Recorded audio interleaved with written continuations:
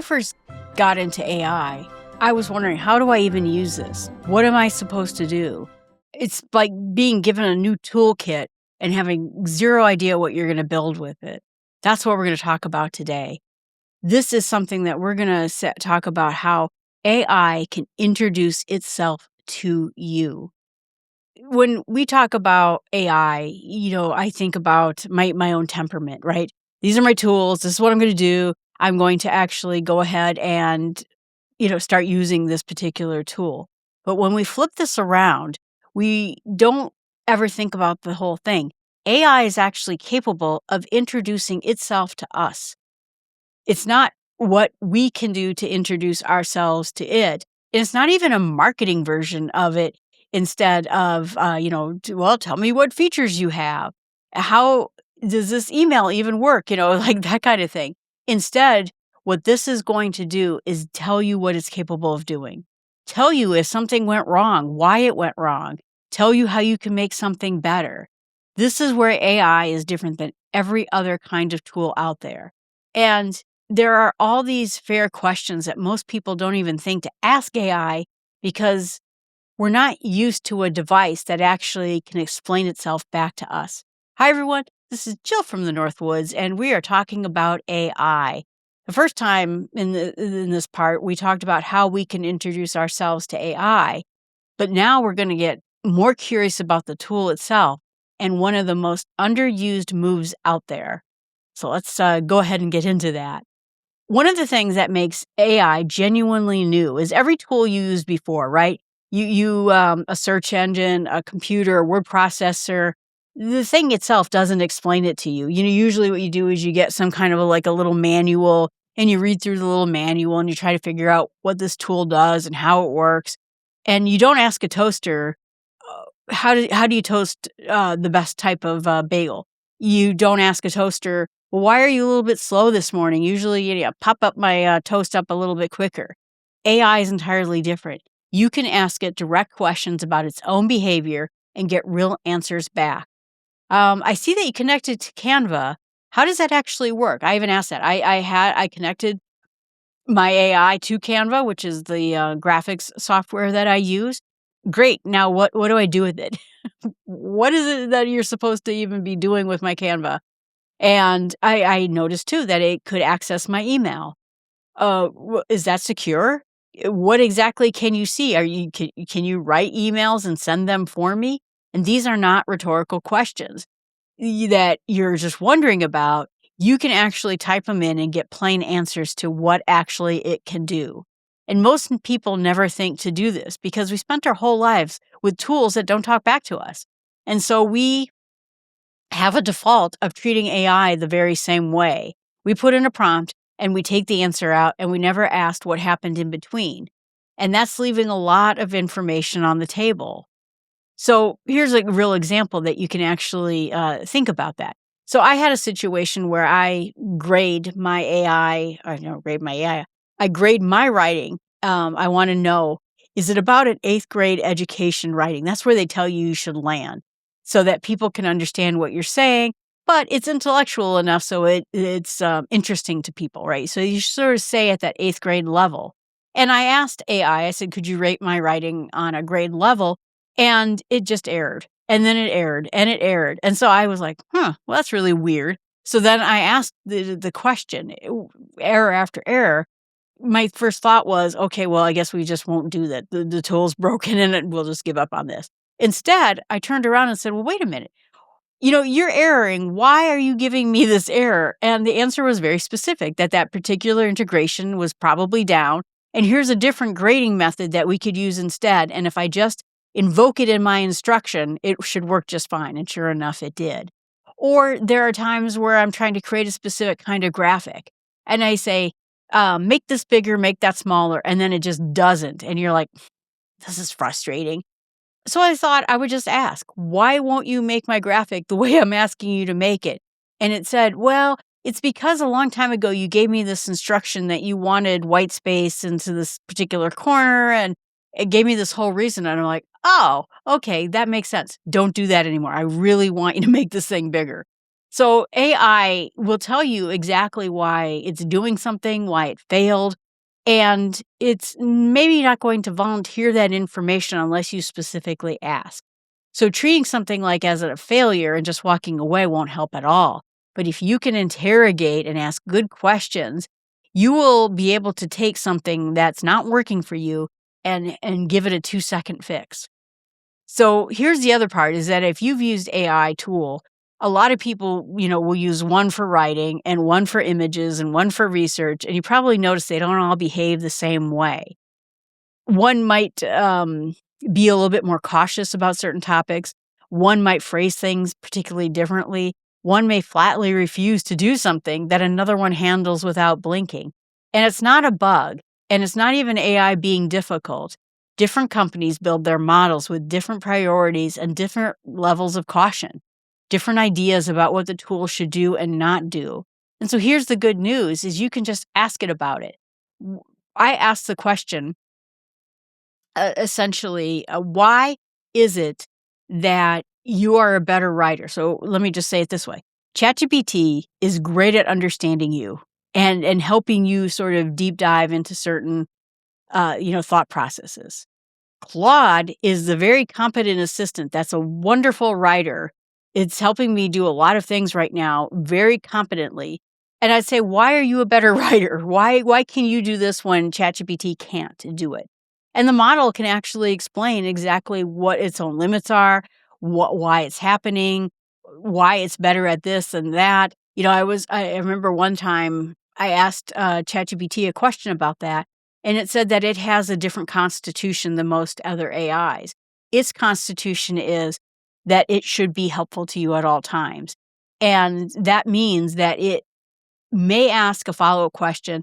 I mentioned it in my retirement edition of this show, where it said, you seem nervous about this. Can I make a cheat sheet for you so that you can look at it anytime you're starting to feel nervous about it or you need a math calculation? Claude doesn't do that. So why doesn't Claude do that? Claude answers your question and usually stops. While ChatGPT tries to dig in a little bit more. And why? Because ChatGPT's constitution is to be truly helpful. So it's just a different way that each of the AIs have at looking at certain things. So essentially, it's like starting a new job and asking your coworker, well, how does your team actually handle something like this? Instead of just assuming that every workplace runs with identical rules. So far, using this tool in your life can explain, like I said, itself back to you. Use that, interrogate errors instead of just accepting them. Ask it directly why it's behaving differently than this other AI is doing, and you'll get real answers back. The interesting thing about it is that I was mostly surprised because it's not a marketing tool piece. So there was at one point, ChatGPT was getting an error. And if you asked it anything about the Bible, it was just spitting back this error and saying, oh, I'm not allowed to talk about this. So I'd ask it, well, why aren't you allowed to talk about it? And it would actually say that there was some sort of a copyright situation in there. And I said back to it, I said, well, I didn't ask you about a specific translation. If this is a copyright issue, please do answer me in New King James Version, which has no copyright. You can reason back and forth about it, but I think that it's one of the things that makes people the most nervous to ask about, that if your AI is connected to something else, like your email or your design tool like Canva or your calendar, it's not a small thing. And you're right to be curious about it and maybe even a little bit cautious about it. So the right move is the same one that you see from the other sections, is you can ask it. So if I were to hook you up to my email account, what is it that you actually can see? What can you do on my behalf? Do you need to ask my permission first, or do you just do it and then you tell me you've done it? How secure is this? Is there any security built in place so that you don't delete all my emails or something like that? And a well-built AI tool should be able to answer those questions, walk you through what it has access to do and what it doesn't, and be clear about what actions it will always check with you first before doing, before sending an email, before deleting something, before changing a setting. Something that it could do on its own. Not every AI there's a lot of people getting in the AI market, and you cannot just trust that all the AIs are not going to sell your information that aren't going to read and destroy your emails or do something that was an unintended consequence. There's this magic story. It's almost like genie in the bottle kind of thing, but it's called the monkey paw, and it does exactly what you ask it to do, but the way you said it was wrong, and so now it did something terrible. So you tell the monkey paw, "Make me hot," and so instead of being gorgeous, it just sets you on fire. That kind of thing. Some people have gotten in trouble, you notice, with AI because they ordered it to do something, and it does something like delete all their email instead of doing what you wanted it to do. So it's really important that you ask direct questions, that you get answers. If you feel like something is being vague or evasive, don't brush it off, but instead, dig deeper and ask for real explanations. That itself is worth noticing. Like I said, if you're getting a vague or obscure answer from your AI, you should be able to expect a straight answer about it, about the tool, what it should be able to do and what it shouldn't be able to do. Just don't assume it's magic, or don't assume that it just because it gave you a bad answer the first time and you just move on. Ask and narrow your questions a little bit more. So we go through these, talking about how you handle, like a file over. You give it a story about your wiring, your stories. And this time it's the same curiosity, but asking the tool itself, how do you work? Why is it you failed? Why is this different? What is an MCP? We'll do a whole episode about MCPs. But what is this integration with my email, my graphic software, my calendar?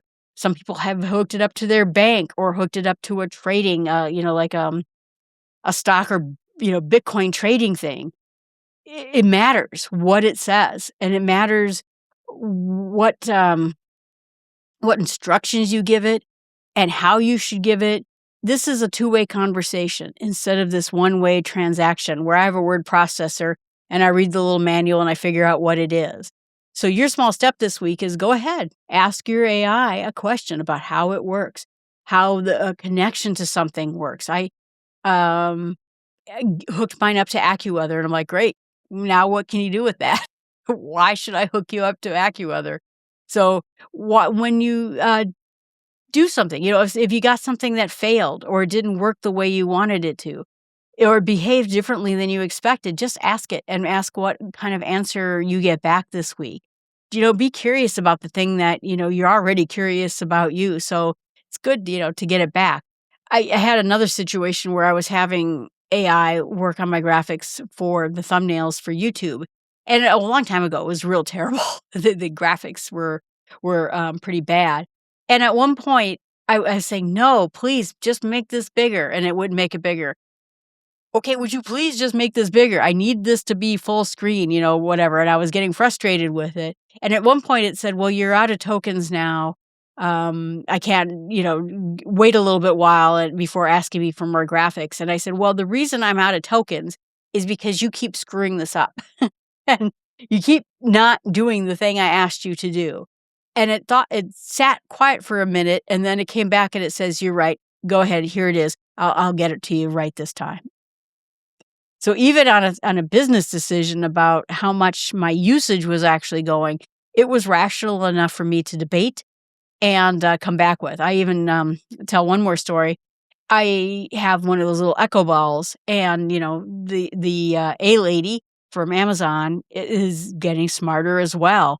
And I was sitting downstairs working, and I hear it upstairs talking to itself. So I come upstairs and I tell it to stop talking. And I said, what caused you to start talking? And it says, oh, well, you gave a command that I should tell you this news story. And I said, I was downstairs. There's nobody else in this house. Nobody gave you that command. And then it kind of said, oh, well, I guess that was just a bug on my part. I'm really sorry about that. I'll try not to just start talking on my own. And I'm like, oh, okay, great. So anyway, that's it. Spend this week being a little bit curious about how your AI is working. All right, everyone, thanks so much. This is Jill from the Northwoods, and you can find everything I do at my brand new JillFromTheNorthwoods.com. Appreciate you being out there.